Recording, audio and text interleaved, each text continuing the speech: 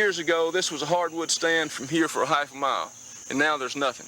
There's very little hardwood left. And if a person thinks just because he owns 1,000 acres that he can cut it from border to border, that may be his right by law, but that's violating I think the law of the land. I think it's violating the laws of Mother Nature, because we're not guaranteed 1,000 years on this earth, and all those generations to come are going to suffer because of our lack of respect for the land, lack of respect for the resource, even the old growth resource that we had here. It's going to be another 200 or 300 years before it will ever recover to the point that it was. And with a cutting that we've got going on now, the resource will never recover. In the South, we have amazing recovery powers for our forests, and when you go out there and clear cut the land, you haven't destroyed the forest. You got another forest coming on behind it. It's just bringing so much now. Timber's, as high as it's ever been. It's bringing so much people just, they're ready to sell it.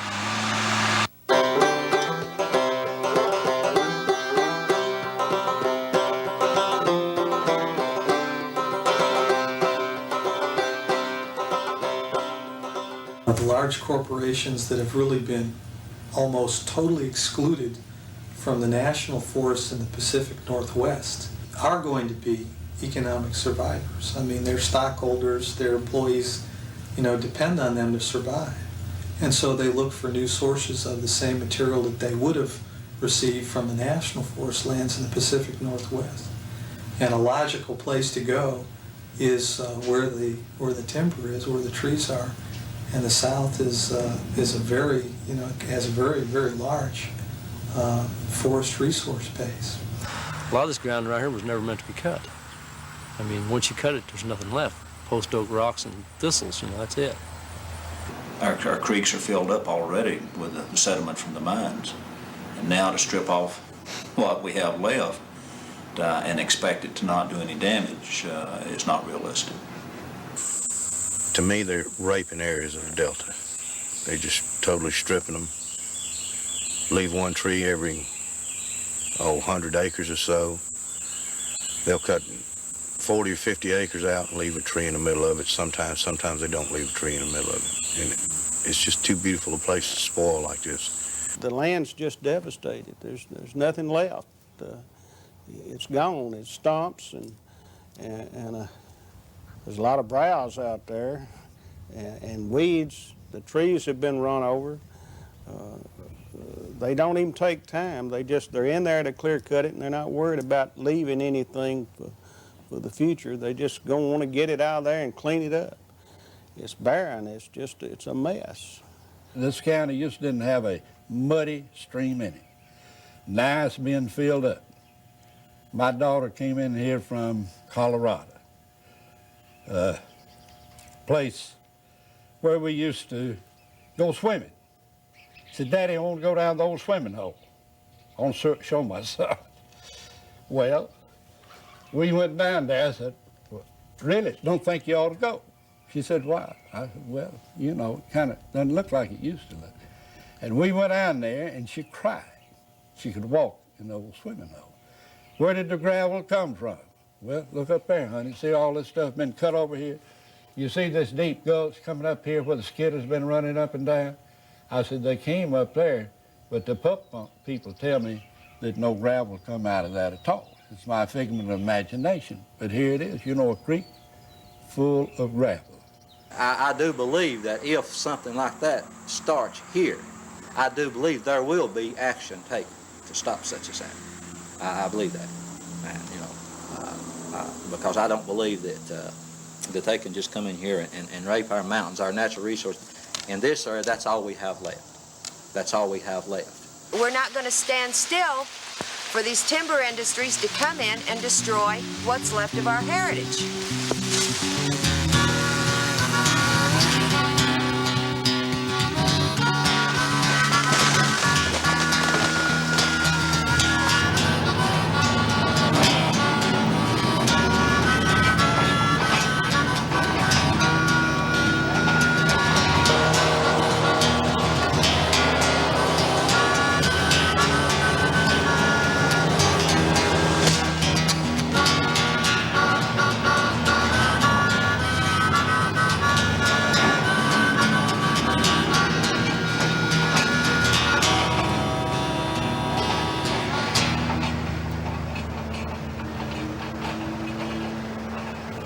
shift to the south from the Pacific Northwest in terms of still, providing lumber and wood fiber needs is not surprising. It's almost like, and it sounds like we're moving in a little circular rotation from the northeast to the northwest, back to the southeast. But it's almost like cutting your grass if you've got a really big yard. And by the time, you start out early in the morning and finish up way in the afternoon, that grass back in the front yard on the lower 40 has already grown back a couple of inches.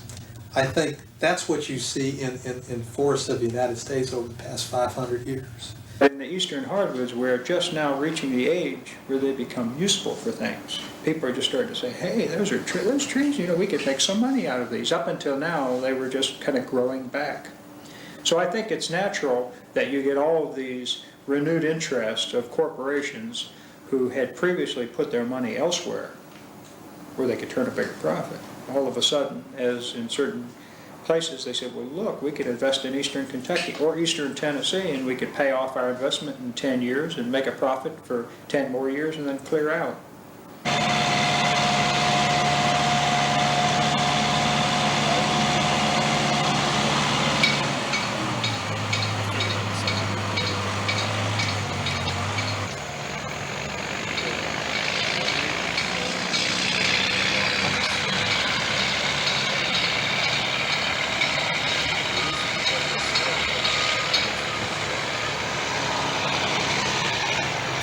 It's our goal at this facility and at all of our facilities to have a sustainable wood supply. This is a very large investment for our company. In order to get a reasonable return, we have to keep this facility going for 20 or 30 years. If the capability is there, particularly in the South, we know the capability, the productive capacity is there. Why not go there? We can grow more wood. We can grow it more efficiently. We can harvest it more efficiently. Why not do that?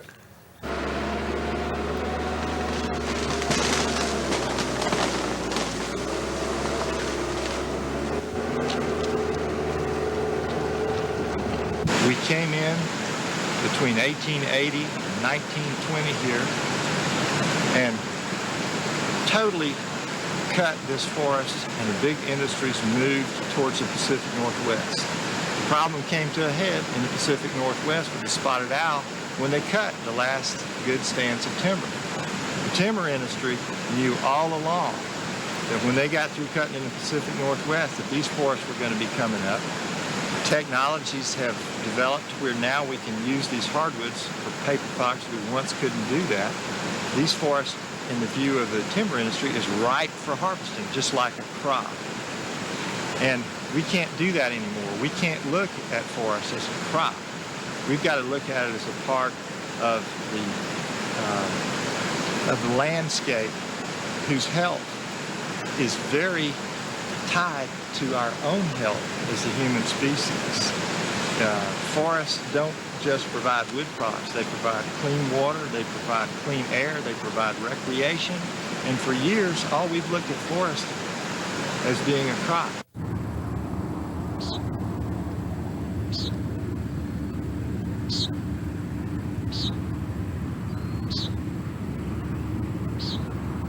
Farmers in Alabama grow trees instead of growing cotton or growing peanuts as they once did. Trees reproduce every 15 years here because of the rapid growth. These are softwoods, they're pines, and they're then utilized, and many of them are exported. Approximately 30% of Alabama's private lands have been converted to pine plantations, and that the projections are as much as 70% will be converted within the next few decades. Now, there are several things that come into play there. Number one, as Dr. E.O. Wilson and numerous other specialists and experts in biodiversity point out, if you convert a native hardwood forest into a pine plantation, you lose between 95 and 99% of the biodiversity that was there. That's a fact. Replace 1,000 acres of hardwood forest with 1,000 acres of monoculture pine, you may have more trees growing. They may be growing faster, and they may appear to be in healthier condition. but they are a virtual biological desert, because it is only in a forest as we see it here, with all of the elements intact, or most of them, that there is a functioning ecosystem.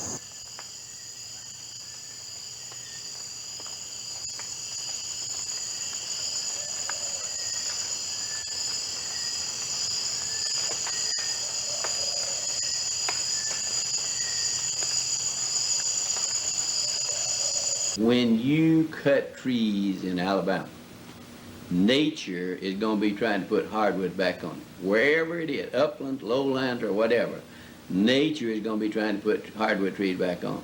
The history is that we are increasingly having more hardwood. Even though we're planting more pines than we've ever planted, we've still got more hardwood acres, because it is a matter of having to kind of go against nature sometimes to get the pine trees out there. And that's why Alabama is third in the nation in total threatened and endangered species, and we got hundreds more waiting to get on the list, because we're converting the forests into tree farms, and we're converting our rivers and streams into sewers for industry. Hey, if we were a monoculture, you think we'd have all these endangered species? They'd be gone.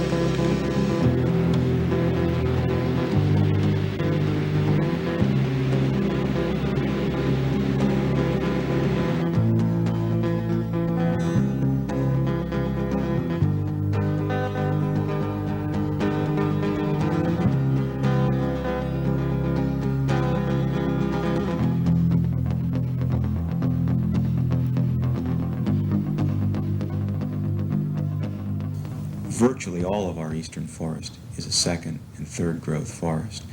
We're not converting or transforming a virgin forest. In a large extent, the forests have healed themselves in some areas, and if we leave them alone in large enough areas for a long enough time, we can recreate, by letting nature recreate, some of the wilderness we once had. And it's never going to be pristine, pure, virgin wilderness. But the thing is, we still need it. Just because it isn't virgin doesn't mean it doesn't have value other than just what we can make money off of it today. Well, there's historical accounts of white oak trees 8 feet in diameter, 10 feet in diameter. Now, those may be exaggerations. Who knows? We don't, and we never will. It's gone. You know, it's gone for good. This is what we've got. And this is what we've got to provide us with the inspiration to keep going, to try and envision what the forest could be like again, if we could just see our way clear to let it be for a while.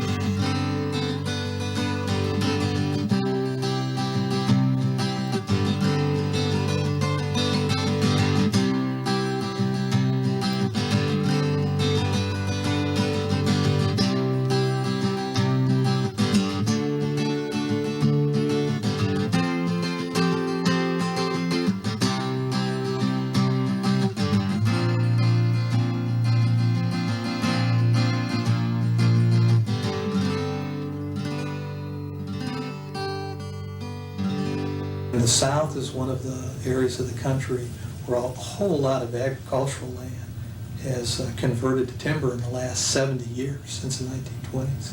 So it's probably a heretofore unexplored resource. The South has a couple of intriguing things going on. We have a lot of lumber, a lot of standing timber. We have extremely lax environmental controls, if that's the right word. So you have this economic situation where people want to profit. The state wants to profit because we're one of the poorest states around. So they look around and what do they have? Plenty of natural resources ready for the taking. It only makes sense that timber extractors would want to come here. We're right. the general public doesn't seem to give a damn one way or the other.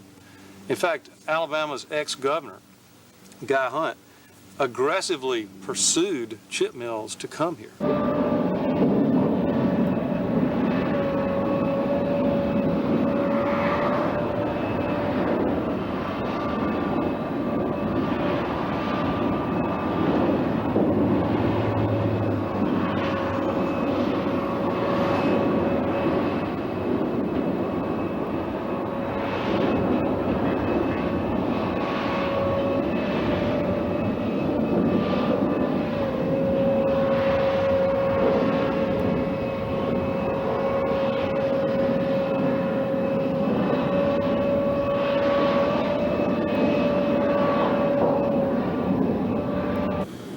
Somehow we've got to realize that ultimately the market is going to decide whether or not there are chip mills in this area.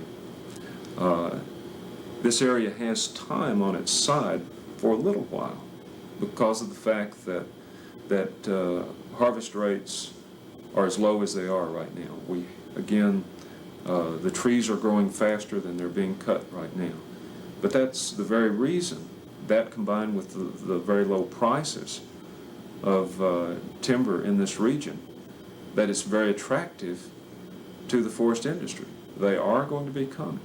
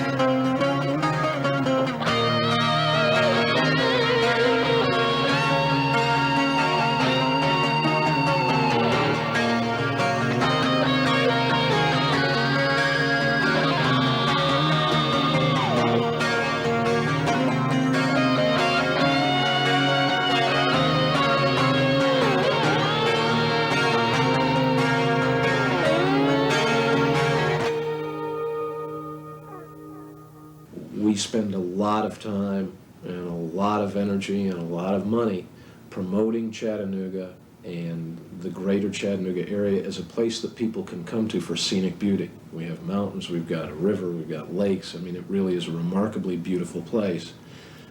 And the first point that our board came to agreement on was that you clearly compromised the beauty of a place if instead of a beautiful mountainside running down to a beautiful river, you had a lot of tree stumps.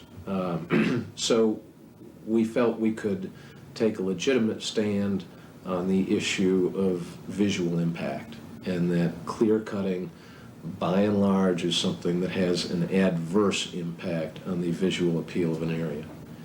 The second thing that we were able to deal with was the sporting issue and the effect that runoff potentially could have on the streams and lakes in the area, specifically on the fishing industry, because Chattanooga has been, and the lakes around Chattanooga have been, areas that traditionally have brought a lot of the sport fishing industry.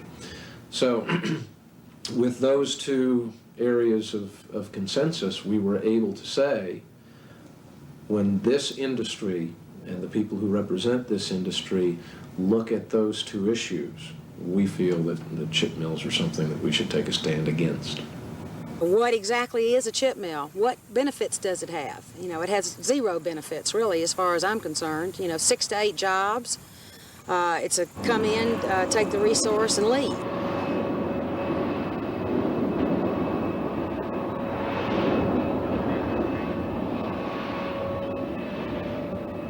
And I see no reason why this should translate, these greater mills should translate to a degraded resource. In fact, I think just the opposite.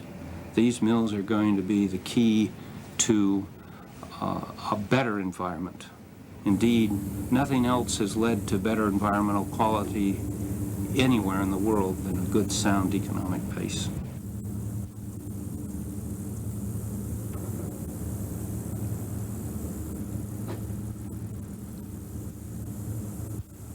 The whole concept of clear cutting and grinding the timber up and putting it on a barge and taking it anywhere, whether it's within the, most of it going outside of the region, so there's no value added to the region, and the belief that a considerable part of it would go the Far East where the jobs would be. I mean, it just didn't make sense economically for our region to do that. When you do full cost accounting, clear cutting on a massive scale, that loss of resource, there's nobody that can make a financial case for that action.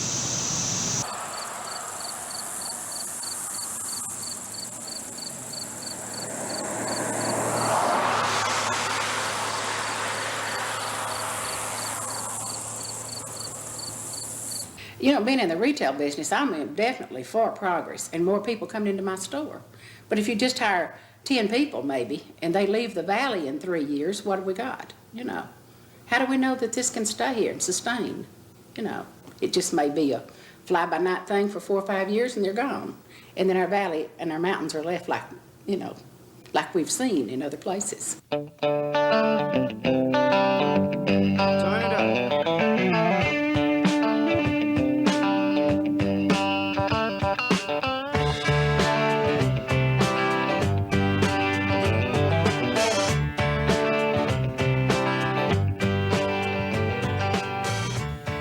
And that's what they're doing. They're coming in here and they're just mass stripping. They don't have any concern for how they do it. If a tree is 4 inches in diameter, if it's in the way of that skidder to that other tree over there that's been cut down, he'll run right over it, kill it. He doesn't care. All he's concerned about right now is production and getting the most money out of it that they can possibly get out of it.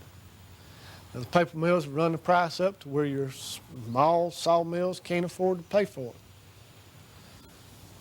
We go out of business. If I were a sawmill owner, I'd have some real questions about why material's being chipped.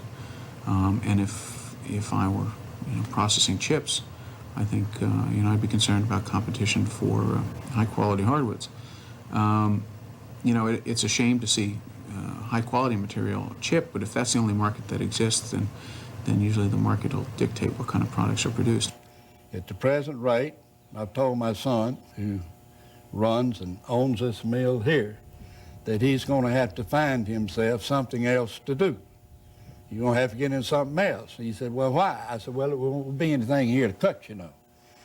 And the pulpwood people are going to grind it all up.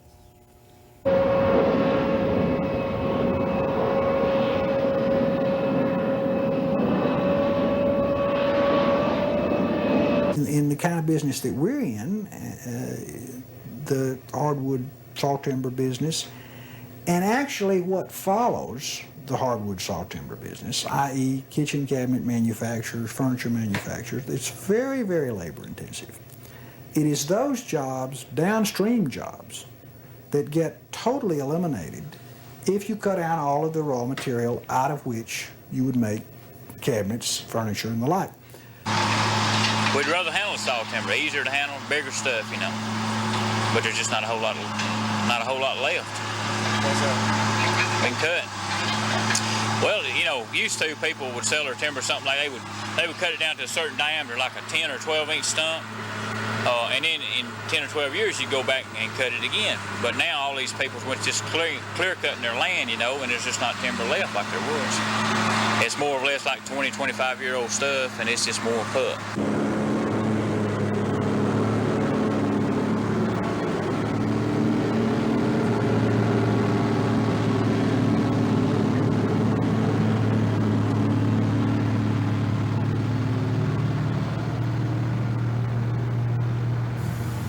Had a multinational paper manufacturer came to Fayette, and they discussed the possibility of building a chip mill here in Fayette County. It didn't take me long to figure out that there was no way that you could feed a chip mill past 3 years. A chip mill, with its voracious appetite, can totally demolish 200 square miles inside of 3 years. They always say we're only going to run it 8 hours, and then we're going to lengthen that out to 9 years.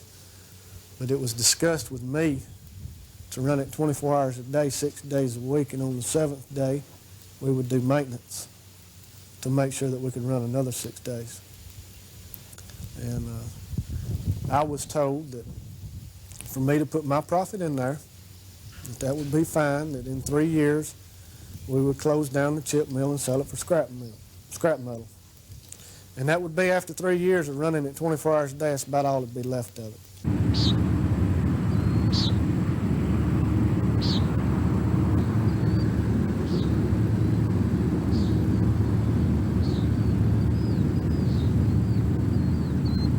So the chip mills are just, again, one small piece of a big issue. The question almost has to be, can we manage forest resources in a way that allows these other creatures to coexist with timber harvesting? And like I said, the jury's out on that right now.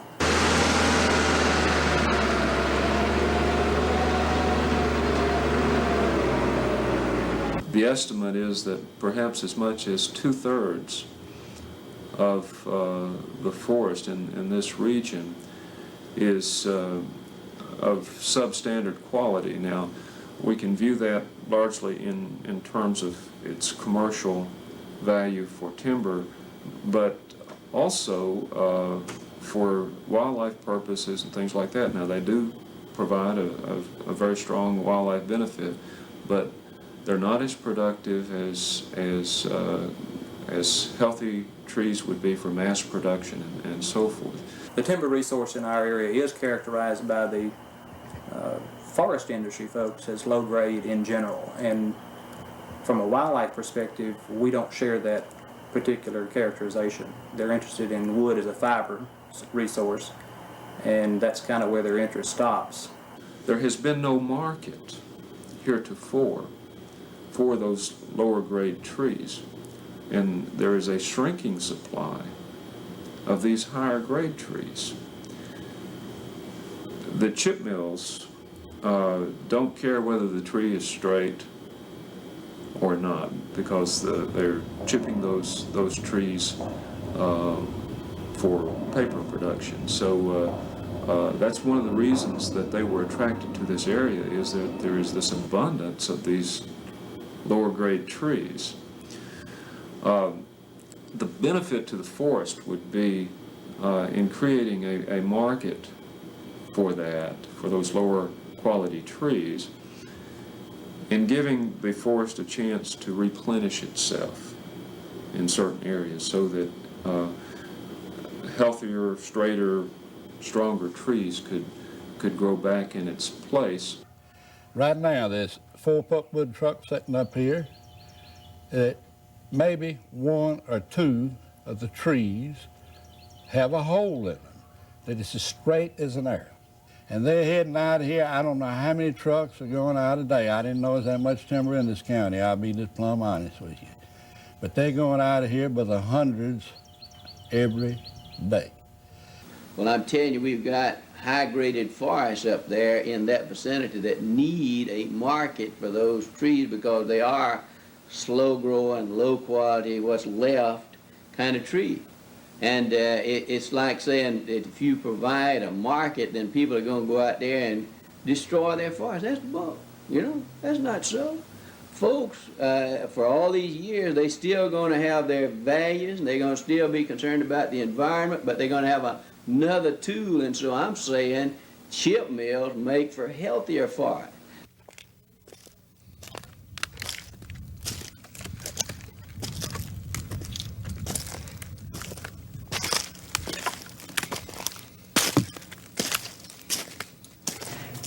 in the public interest to cut down all hardwood timber when it is essentially an adolescent? And I think the clear answer to that is no way.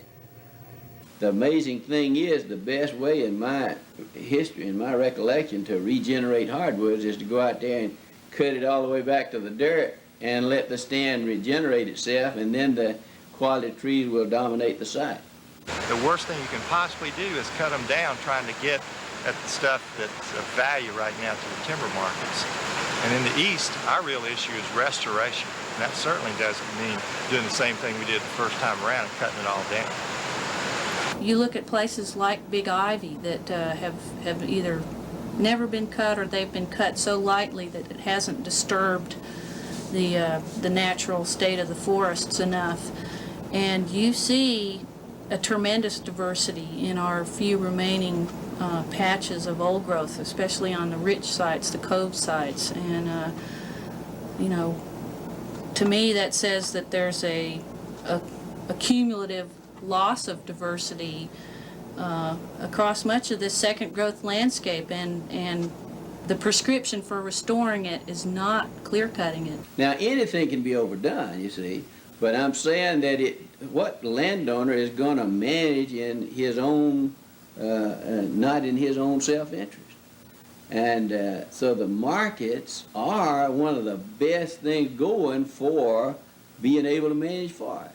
All it is a justification for what works best for the paper industry. And if I were in their position, that's exactly what I would do. And I can't believe that anyone else wouldn't either. I mean, if that's what you got paid to do. But that doesn't mean that that's best for the forest or indeed for the nation. And it certainly isn't best for my industry. Clear cutting is a legitimate silvicultural tool to regenerate certain species of trees.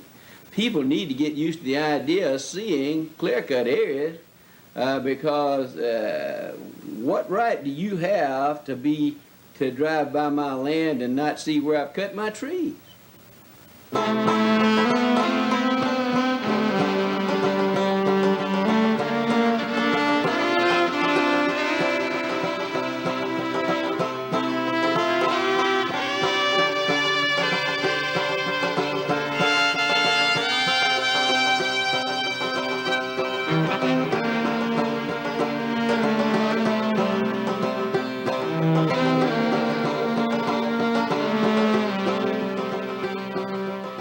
I don't think a person has got a right to destroy for the short time that he's going to be here for the rest of the generations to come.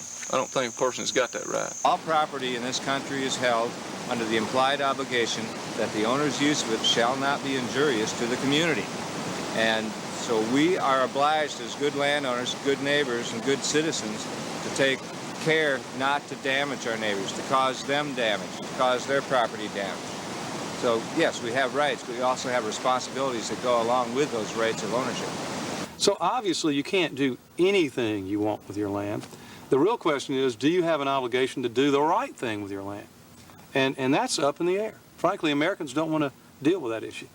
I think we have the greatest opportunity to change the way hardwood is harvested in this country if the general public realizes what's going to happen if we don't. And we are not going to do that, in my opinion, voluntarily. If we are on the eve of another period of industrialization, it's very, very critically important to us that we look at ways to control and regulate the timber that is produced on private lands as well as those that are produced on public lands, because it's the private ownership of that of those resources that created many of the problems that we experienced in the region in earlier years.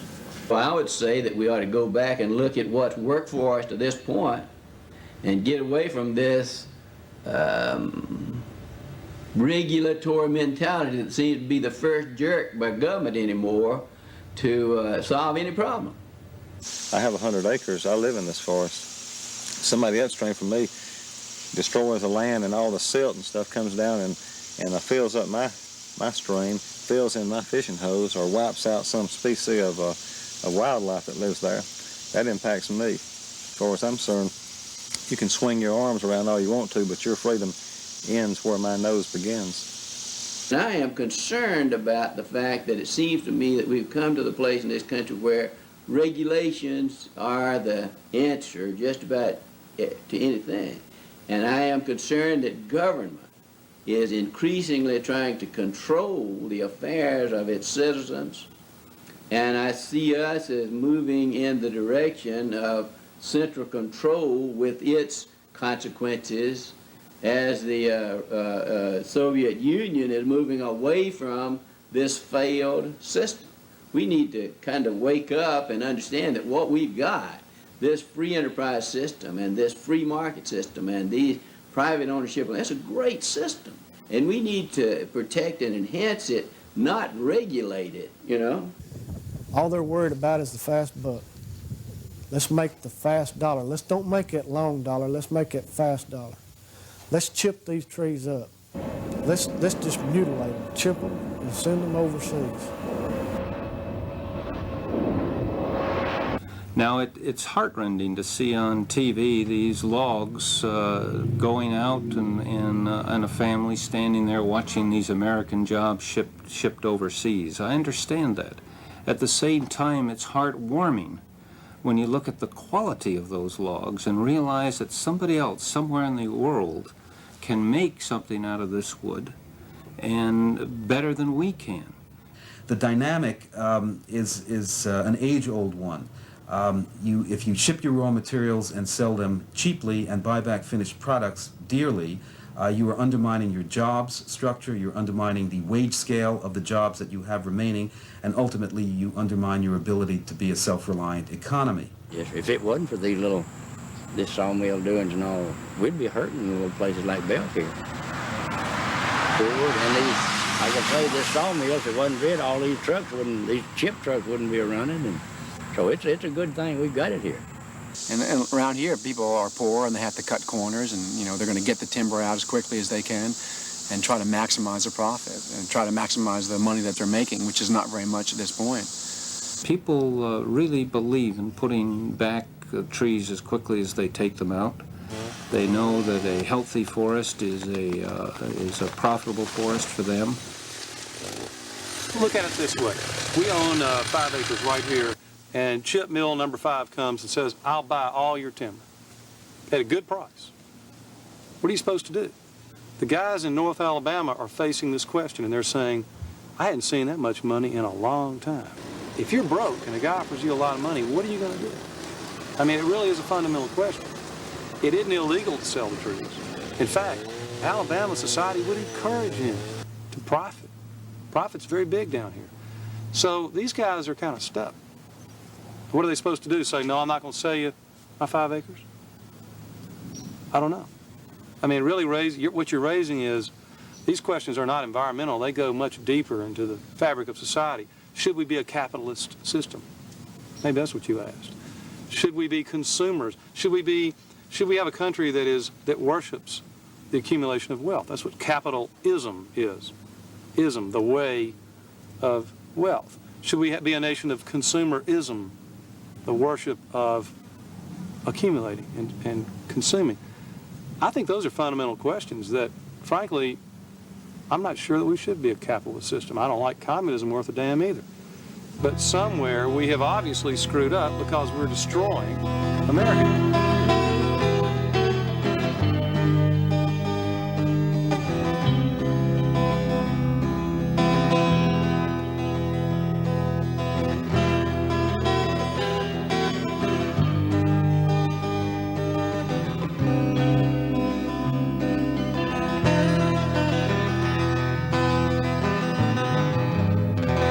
We can't have a pristine forest and humankind, we can't just let humans live in the cities and let nature do its thing in the country. Where do you think the wood is going to come from, you see, that serves all those people? We talk about that the rural folks need to learn to live in harmony with nature. The urban folks are where all this stuff's going. you know. And I'm for it, by the way. Creates jobs and products, and it's renewable, and it's grown by the sun. One of the most environmentally sound and responsible ways we can serve the needs of people.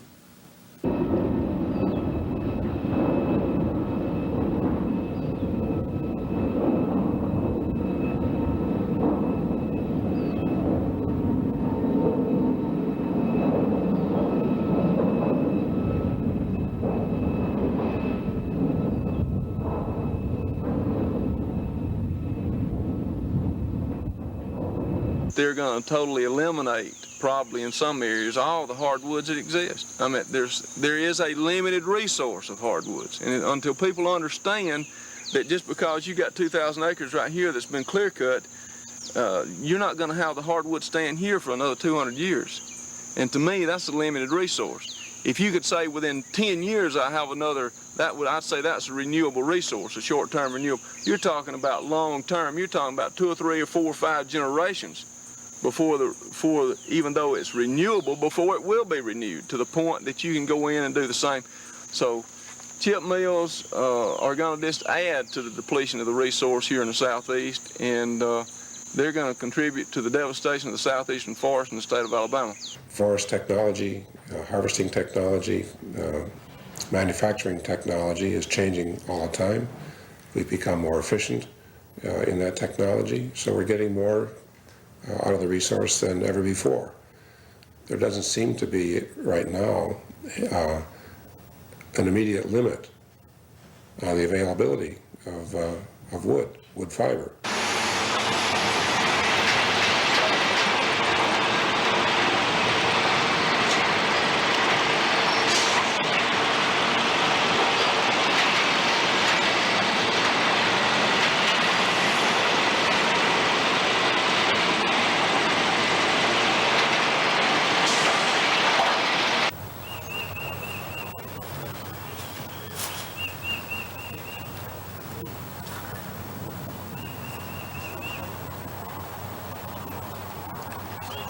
My father passed this business on to me, and I wanted to pass this on to my son.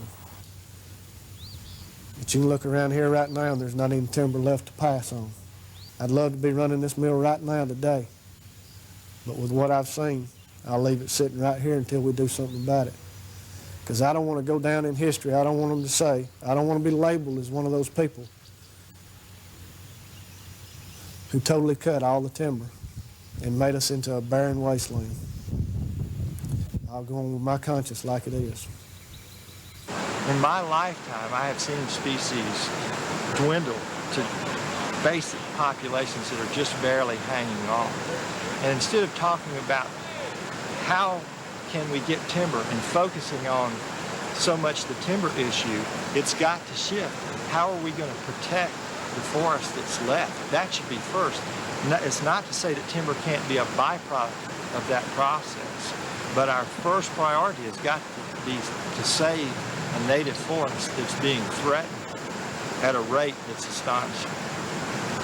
And as we convert the wild into all this crap that we're seeing today, we're losing incrementally our freedom and our liberty. And I don't think the American public has figured that out yet. We're all becoming not only a monoculture in the forest, but in the society. And it's mirror image. There's a lot of timber left here, and there's a lot of it, you know, a lot of it does get cut that shouldn't be cut. There's a lot of it that will never get cut because the people that own it, which is good. You know, they don't need to try to cut it all. There's a dire need to protect what we have, because if we don't, then we'll have nothing. Our children, grandchildren don't have any of the beauty that we have, you know, if we don't protect it now.